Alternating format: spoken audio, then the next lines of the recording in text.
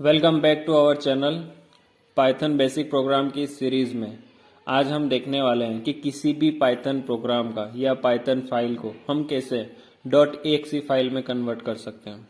हमने लास्ट कुछ वीडियोस में आपको पाइथन मॉड्यूल्स के बारे में बताया था और आपसे कहा था कि अगर आपको पाइथन अच्छे से सीखना है तो आपको बिल्ट इन मॉड्यूल्स के बारे में एक बार एटलीस्ट पढ़ना चाहिए। तो आज हम देखते हैं कि कैसे हम पाइथन फाइल को .exe फाइल में कन्वर्ट कर सकते हैं। तो लास्ट वीडियो में हमने एक फैक्टोरियल कैलकुलेट करने का प्रोग्राम बनाया था। इसी फाइल को हम आज .exe फाइल में कैसे कन्वर्ट करते हैं ये देखेंगे। तो जैसे ये मेरा फोल्डर है जिसमें फैक्टोरियल कैलकुलेट करने की एक फाइल है। इस पर राइट क्लिक करके आप जिस आईडी का यूज़ करते हैं उसमें आपको ओपन करना है। ये ओपन हो रही है। तो मैं आपको एक बार दिखा देता हूँ कि हमने जो प्रोग्राम लिखा था वो फैक्टोरियल का, ये हमारा एक प्रोग्राम है, ठीक है। इसको हमें .exe फाइल में कन्वर्ट करना है। इसके लिए आपको एक पैकेज इंस्टॉल करना होगा। उस पैकेज का नाम है पिप इंस्टॉल।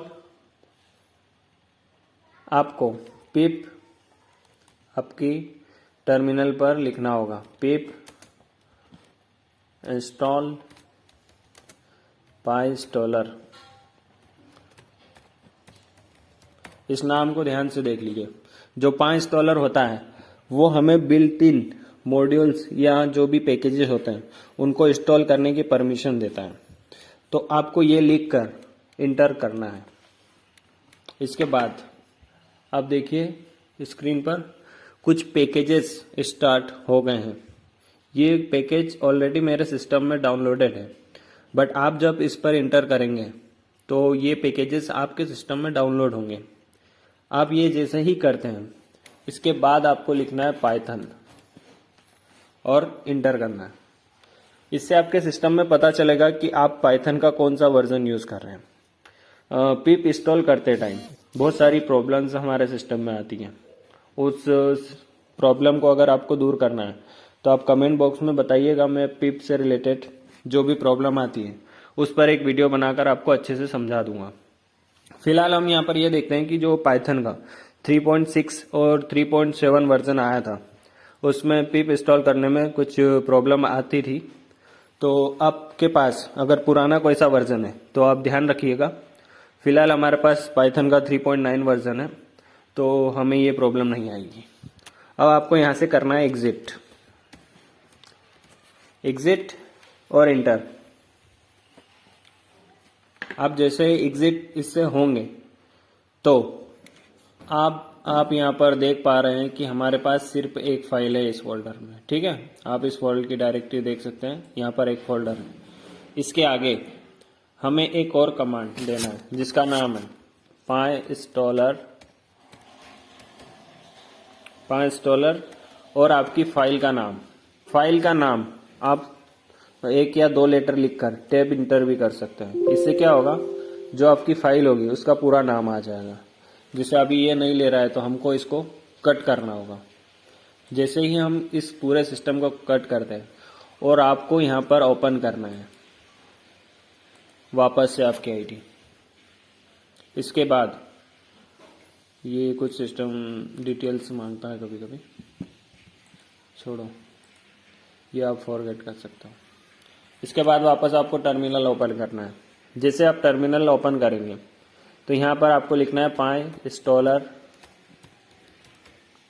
और आपकी फाइल का नाम। आप आपकी फाइल के नाम का फर्स्ट या सेकंड लेटर लिखकर टैब क्लिक कर सकते हैं, जिससे आपकी फाइल का नाम ऑटो कंप्लीट हो जाएगा। इसके बाद आपको इंटर करना है। आप जैसे ही इंटर करेंगे तो यहाँ देखिए कुछ पैकेजेस इंस्टॉल हो रहे हैं।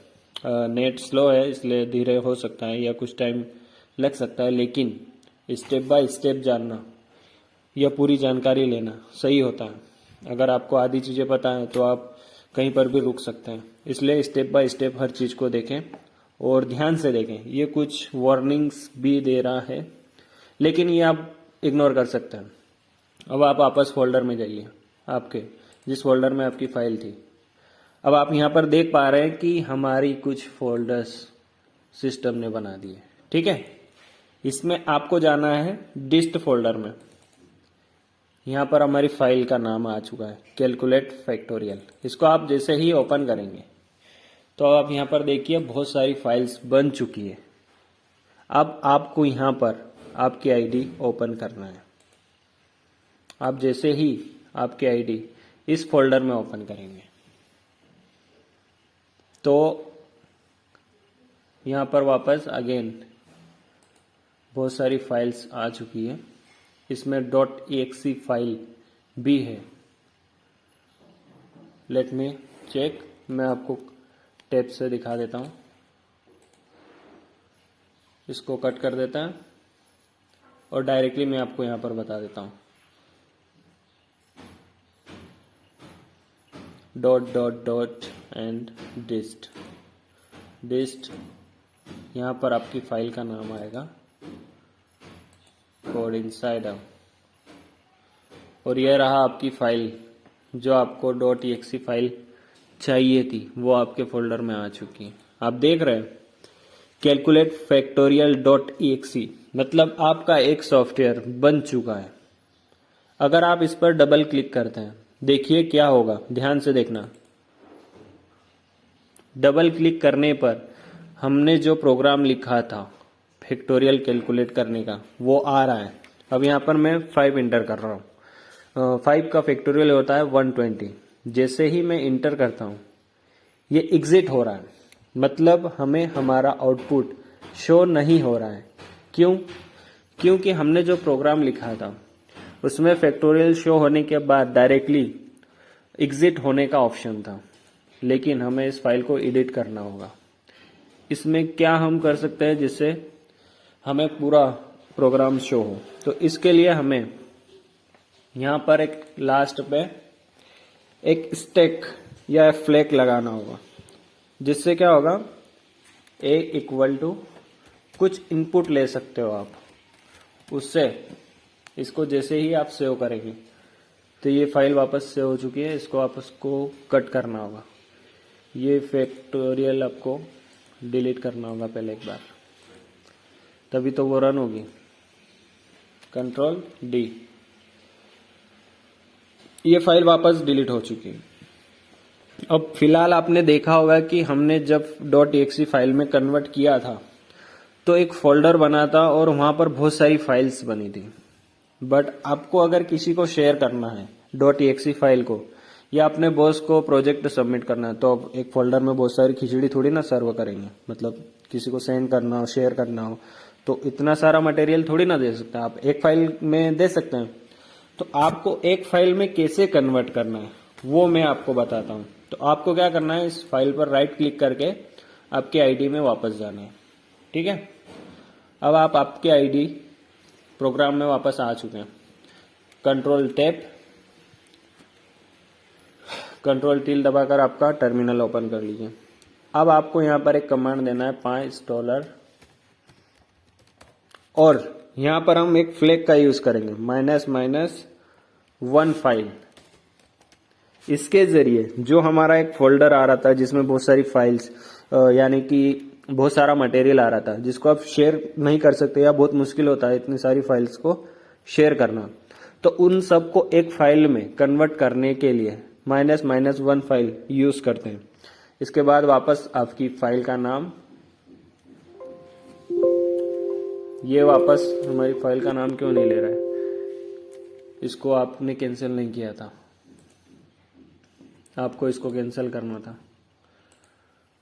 याद रखिए हर चीज स्टेप बाय स्टेप बताई जा रही है। कहाँ पर एरर आ सकती है, कहाँ आपको दिक्कत हो सकती है, ये सारी चीजें मैं आपको बता रहा हूँ ताकि जो प्रॉब्लम्स इस वीडियो में हो रही है ये प्रॉब्लम्स आपके साथ ना हो। $5 इसके बाद -1 फाइल और कैलकुलेट। ये जैसे ही आप लिखते हैं आपको करना है इंटर। ये कुछ टाइम लेगा वापस, क्योंकि उस टाइम पर भी मतलब लास्ट टाइम जो हमने प्रोसेस बताई थी उसमें भी बहुत सारी प्रॉब्लम थी और नेट स्लो होता है तो बहुत सारे पैकेजेस डाउनलोड होने में टाइम लगता है। अगर आपकी फाइल में ज़्यादा फोल्डर है तो ऑब्वियसली ज़्यादा टाइम लगेगा। हमारा प्रोग्राम छोटा था तो ज़्यादा टाइम नहीं लगा। अब आप वापस जाइए आपके फोल्डर में जहाँ आपने फाइल डिलीट कर दी। अब देखिए ये फोल्डर तो वापस वही आ चुके हैं जो लास्ट टाइम भी आए थे, लेकिन हमें मतलब है सिर्फ .exe फाइल से। तो आप डिस्ट फोल्डर को क्लिक करेंगे तो यहाँ पर आप देखिए सिर्फ एक फाइल .exe आई है, जिसको शेयर करना बहुत आसान है। अगर आपको उस फोल्डर में जो लास्ट टाइम अभी आया था, जो प्रोसेस एक बताई थी, वैसे ही अगर आता तो आप इतनी सारी चीज़ों को कैसे शेयर करते हैं। तो ये शेयर करना बहुत मुश्किल होता। और इस पर अगर हम आप डबल क्लिक करते हैं, देखिएगा